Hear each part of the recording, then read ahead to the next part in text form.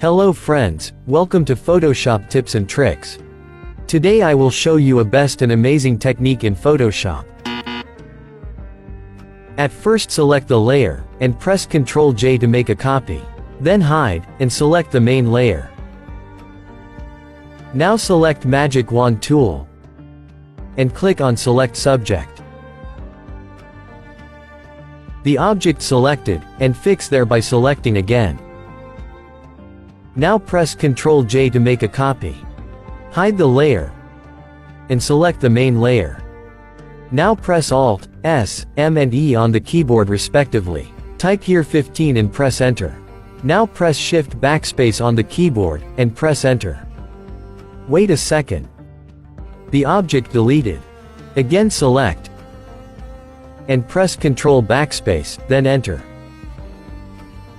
Repeat once again.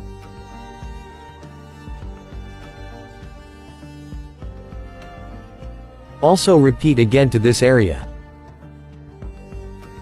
OK, completely deleted. Now unhide the second layer.